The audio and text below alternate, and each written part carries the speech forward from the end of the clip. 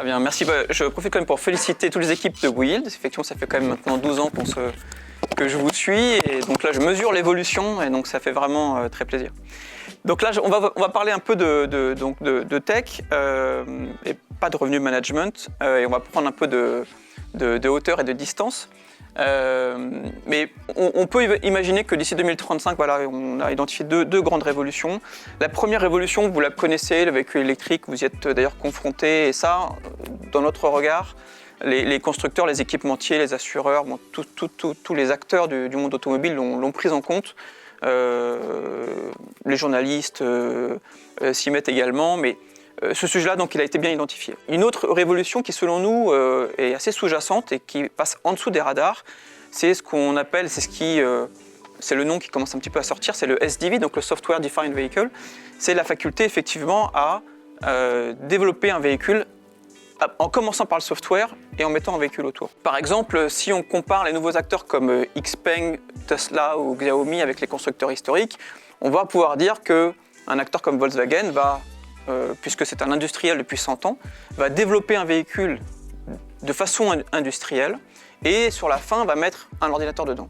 Alors que des gens comme Tesla vont développer prioritairement le software et vont vraiment axer tous leurs efforts dessus, vont également avoir un outil industriel, mais vraiment c'est le software qui va être la première source de leurs efforts et ils vont mettre un véhicule autour. Donc ça c'est vraiment le cœur de ce sujet. Ça veut dire que dans leur façon de fonctionner, tout part de l'OS. L'operating system, donc vraiment comme votre téléphone, qui se met à jour avec des nouvelles fonctionnalités si vous avez un Android ou un Apple. C'est la même façon pour Tesla. Et pour les acteurs chinois ou des gens comme Rivian. D'ailleurs, on a vu Volkswagen qui vient de faire un gros deal avec Rivian pour finalement acheter le software de Rivian, puisque avec leur filiale CARIAD, Volkswagen pendant des années a dépensé des milliards et n'ont pas réussi à sortir un software interne à Volkswagen, donc ils vont l'acheter à Rivian. Et donc l'idée c'est vraiment, à l'image d'un OS de smartphone, d'avoir des fonctionnalités qui s'ajoutent lors des mises à jour et que vous ayez vraiment voilà, le cœur, le cerveau, tout part de l'OS. Et finalement, ce qui rend un petit peu de façon secondaire tous les sujets historiques, de tenue de route, de châssis, d'équilibre du véhicule, au profit finalement de l'interaction que vous allez avoir dans le véhicule. Donc, d'ailleurs, j'imagine que vos clients, certains vous demandent comment est-ce que je peux connecter mon téléphone, etc. C'est devenu maintenant quelque chose de beaucoup plus prégnant qu'avant. Et donc finalement, c'est comment est-ce que j'interagis à bord du véhicule, beaucoup plus que est-ce que mon véhicule tient la route ou pas. C'est devenu quelque chose maintenant de base. Avant même, je pense, de démarrer, on sort le câble, on le branche pour le CarPlay pour vérifier si ça... Exactement. Et dans les concessions automobiles, quand vous vendez des VO ou des VN, la première des préoccupations, c'est de se dire, OK, comment j'interagis avec la voiture? Où est-ce que je place mon téléphone? Comment est-ce que je branche mon téléphone? Parce que je veux finalement retrouver mes SMS, je veux retrouver mes appels. Donc c'est devenu vraiment aussi important, voire peut-être plus important que le design et que finalement tous ces aspects qui étaient au préalablement historiques. Et finalement, le fait de développer un OS donne beaucoup plus de latitude aux constructeurs. Et je vais vous faire une comparaison très simple entre Tesla et Renault. Un des challenges que Renault va avoir, au-delà de rattraper ce gap technique qui le distance un peu des constructeurs, des nouveaux acteurs, c'est le fait qu'il y a aussi une différence de positionnement, que Tesla adopte un modèle B2C, alors que Renault adopte un modèle B2B. Si vous regardez point par point, vous allez vous rendre compte que Tesla facture son client en direct. Donc si vous achetez une Tesla, vous allez sur le site de Tesla, vous configurez votre voiture, d'ailleurs aussi facilement qu'un iPhone, et vous allez parler à Tesla, et Tesla va vous facturer. Donc déjà, vous allez payer 250 € pour passer commande, ce qui est lunaire. Hein. Chez Renault, jamais on vous a fait payer une commande. Là, vous payez 250 € pour passer votre commande. Et ensuite, Tesla vous dit, très bien, on a reçu, voilà, on vous attribue une commande. Voilà notre RIB, donc le RIB de Tesla, et vous allez payer Tesla en direct. Là où un Renault va vous envoyer chez un concessionnaire, Renault va facturer son concessionnaire et son concessionnaire va vous facturer. D'ailleurs, les concessionnaires souvent aussi facturent des entreprises à côté et au-delà des particuliers. Ça veut dire qu'il y a vraiment chez Renault un intermédiaire qui est le concessionnaire et qui va tout faire.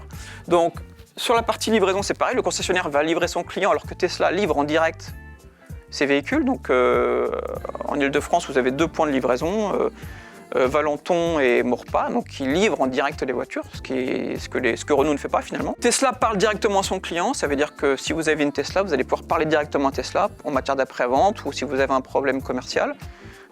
Chez Renault, vous allez parler directement au concessionnaire, vous ne parlez jamais finalement directement à Renault.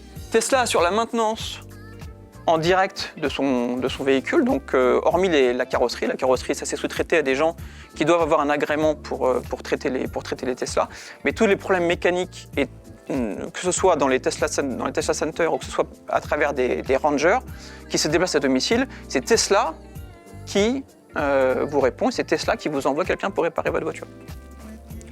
Tesla également assure la recharge du véhicule à travers son réseau de superchargeurs, ce qui n'est pas le cas de Renault, et Tesla a développé naturellement son propre OS, alors qu'aujourd'hui Renault s'appuie sur Google par défaut, puisqu'en fait ils n'ont jamais su, je ne sais même pas s'ils ont essayé d'ailleurs, de développer leur propre OS, alors que c'est extrêmement stratégique chez Tesla. Donc on voit bien que finalement, cette capacité à faire son propre OS donne une latitude et change totalement la façon dont on gère les livraisons, la vente, l'entretien, la recharge, peut-être même demain l'assurance, parce qu'on est maître de son destin. Il y a un sujet de souveraineté pour la suite, parce que Tesla a son propre OS, là où Renault finalement s'appuie sur Google, là où aujourd'hui toutes les nouvelles Audi, les nouvelles Porsche, donc le groupe Volkswagen s'appuie sur Google. Ils vont essayer de changer ça avec Rivian, mais il y a un sujet vraiment dans les années qui viennent, de souveraineté pour les constructeurs. Et on a également, donc, concernant Google, le sujet de Google, c'est que Google veut être dans le quotidien des gens. Le fait que demain les véhicules puissent tendre à devenir autonomes fait que vous allez faire, quand vous serez dans un véhicule, finalement autre chose que de conduire, et donc Google veut absolument être présent. Le challenge de Google, c'est est-ce qu'ils vont réussir à faire la même chose que dans le smartphone. En France, vous avez à peu près 20-25% de gens qui ont un iPhone, les autres sont sur Android.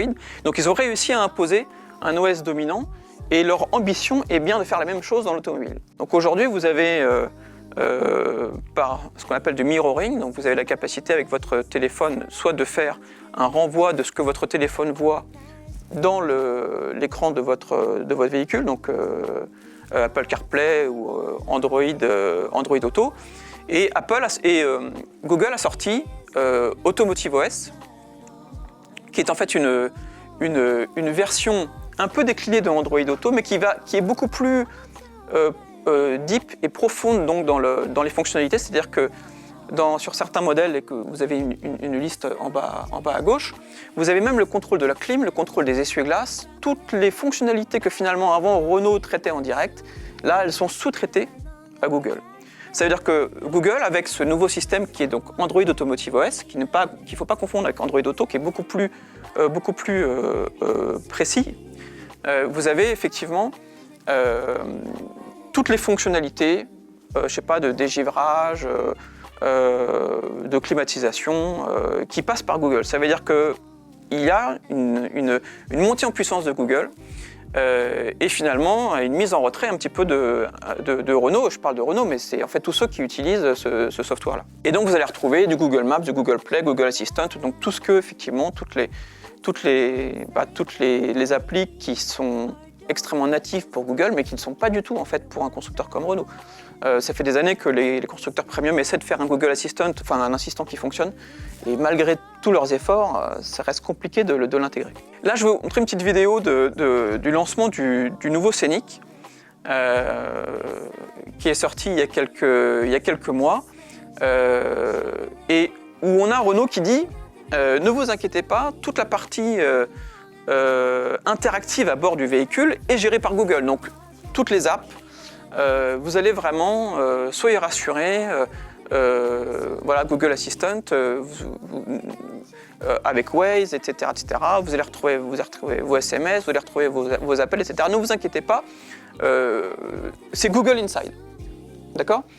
Et ce sujet-là, finalement, c'est selon moi un risque qui pèse sur les constructeurs, c'est que si on fait un peu une comparaison avec le marché des PC, c'est qu'aujourd'hui, quand vous achetez, soit vous achetez un PC, soit vous achetez un Mac, Si vous achetez un Mac, le software et le hardware est développé par Apple. Et si vous achetez un PC, en gros, vous achetez un Windows, donc vous achetez un Microsoft Windows, ça c'est le software, c'est l'OS. Mais derrière, c'est du Lenovo. Le boîtier, il est fabriqué par Lenovo, il est fabriqué par Asus, il est fabriqué par... Et ça, finalement, il n'y a pas de valeur ajoutée. Enfin, c'est-à-dire que vous preniez un Lenovo ou un Asus ou un Dell, ça ne change rien, du moment que vous avez un Windows dedans qui se met à jour régulièrement, le fabricant du matériel, finalement, n'a que peu d'importance, ce qui fait qu'il n'y a pas beaucoup de valeur, donc il n'y a pas de capacité à vendre plus cher, puisque finalement, vous êtes en concurrence avec, vous n'apportez pas de la valeur. Et donc c'est un peu ce qui, selon moi, et selon nous, peut un petit peu peser, c'est-à-dire qu'on imagine que c'est un rapport de force qui finalement s'installe, et qu'il peut y avoir un risque sur le long terme, au fait que les constructeurs, s'ils ne maîtrisent pas leur OS, soient relayés au second rang et que finalement vous achetiez votre voiture en fonction de l'OS. Donc vous allez acheter une Tesla parce que c'est un OS Tesla, vous allez acheter une Renault parce qu'il y a Google, mais si demain Google dit finalement mes prix c'est x10, finalement ils n'auront pas le choix que d'accepter, puisqu'il y aura eu vraiment une emprise et un rapport de force trop important entre le constructeur et Google. Et vous remarquerez que Tesla fait son propre OS, mais il refuse Waze et il refuse certains modules Apple, puisque Tesla dit, nous, on considère les Google & Co comme des concurrents, puisque aujourd'hui ils ne le sont pas vraiment, mais si le véhicule demain devient autonome, ils vont le devenir Google avec Waymo dépense des milliards pour rendre le véhicule autonome, etc. Donc ce sont des concurrents. Renault l'a pas encore compris, mais Tesla l'a compris. Donc Tesla dit, je suis prêt à dégrader l'expérience client que j'ai à bord de mes véhicules, et Dieu sait si c'est important pour eux, mais ils sont prêts à le dégrader en disant vous achetez une Tesla, vous n'aurez pas Android Auto, vous n'aurez pas CarPlay.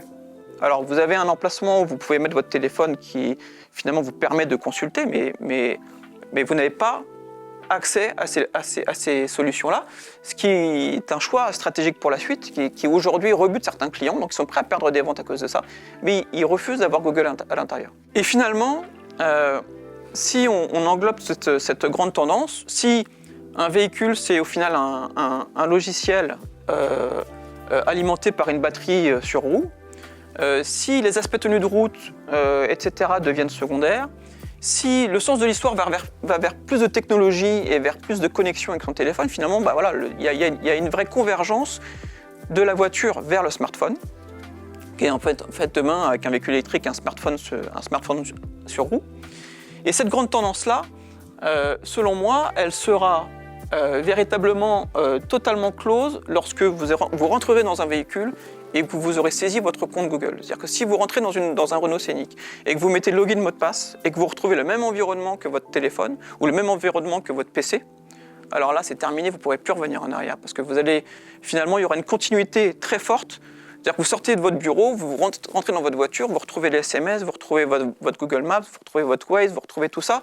Et ça, on ne pourra pas vous l'enlever. Ça veut dire que dès lors qu'il y aura ce lien qui sera fait avec le compte Google, ça sera terminé, on ne pourra pas revenir en arrière, l'expérience sera trop bonne et Renault ne pourra pas vous dire non, finalement, on va faire différemment. Ça sera terminé. Et donc Google, ils pourront plus sortir. Voilà, et la preuve en est de ce rapprochement entre le véhicule et le smartphone, c'est que vous avez des acteurs comme Xiaomi, qui sont des fabricants de smartphones, qui viennent de faire une voiture qui s'appelle la SU7. D'ailleurs, ils ont sorti en quelques années une usine qui est quasiment aussi performante que les toutes dernières usines de Tesla. Et vous avez un acteur comme NIO, qui est un fabricant de voitures, qui se met lui aussi à sortir un téléphone. Donc en fait, vous avez une convergence entre ces deux acteurs-là, et entre ces deux mondes-là. Le point commun étant l'OS, puisque vous avez un OS commun entre le Xiaomi série 14 et les voitures, et pareil pour NIO. Donc vous avez, encore une fois, cette convergence entre le smartphone et la voiture qui est très forte. D'ailleurs, les équipementiers futurs sont déjà des Foxconn, sont déjà des Nvidia. Donc les équipementiers du secteur automobile de demain sont les acteurs du smartphone. Et d'ailleurs, on l'a vu avec tout ce qui était les calculateurs, la crise des semi-conducteurs. Finalement, il y avait une mise en concurrence entre ceux qui achetaient des semi-conducteurs pour les smartphones et les semi-conducteurs pour les voitures.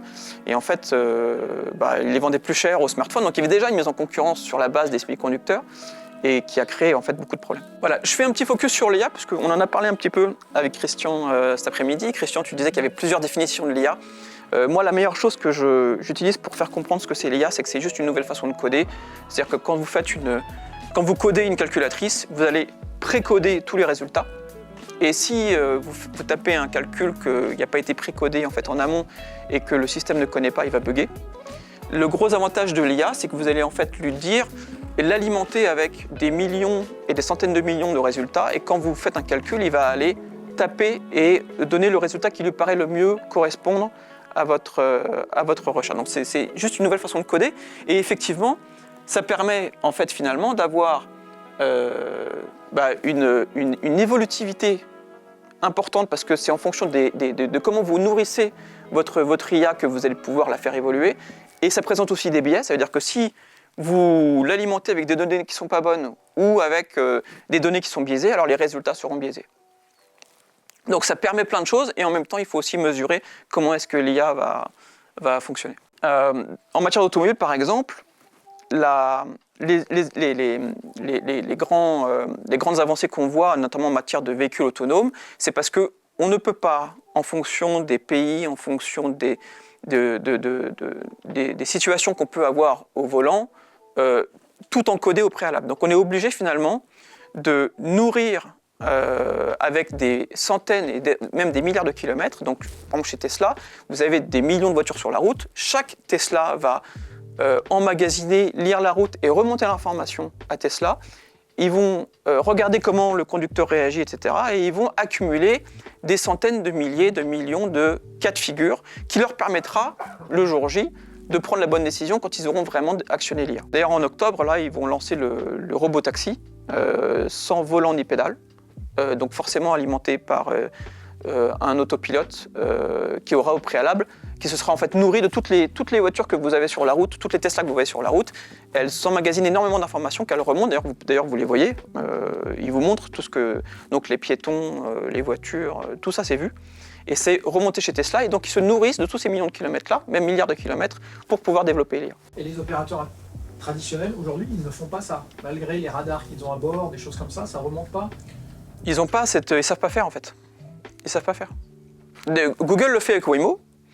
Mais je ne sais pas si Google aura emmagasiné autant de kilomètres que Tesla. Tesla, c'est ceux qui sont le plus en avance là-dessus, parce qu'ils ont le plus de voitures sur la route.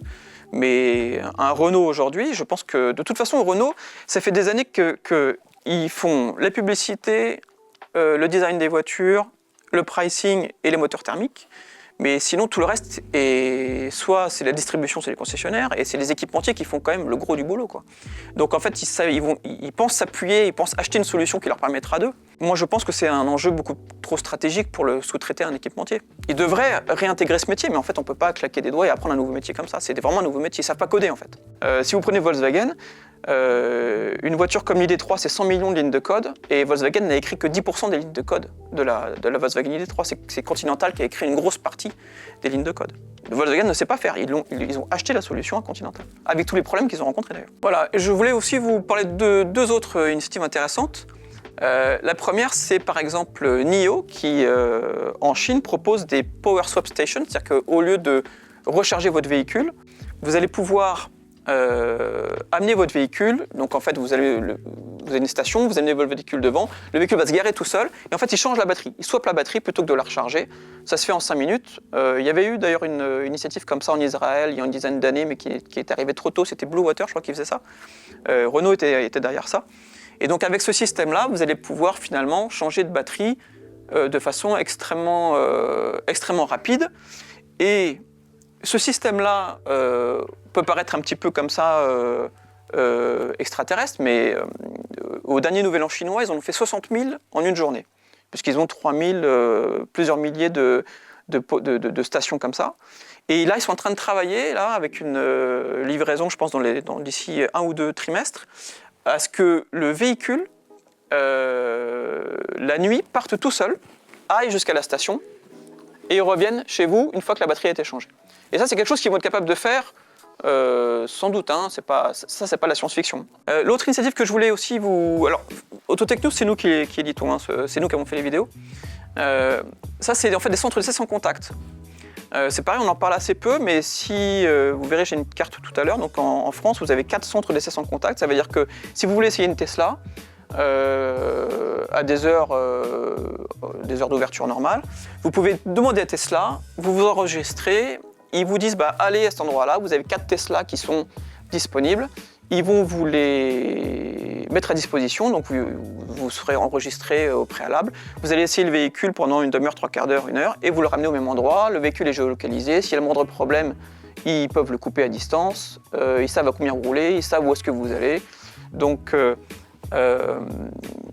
cette notion de centre d'essai sans contact, elle est intéressante parce que et ils peuvent faire ça parce qu'ils maîtrisent l'OS et ils sont totalement souverains dans la gestion de leur voiture. Et donc finalement, s'ils font ça, il n'y a rien qui les empêcherait demain d'être loueurs de voitures de courte durée ou de longue durée.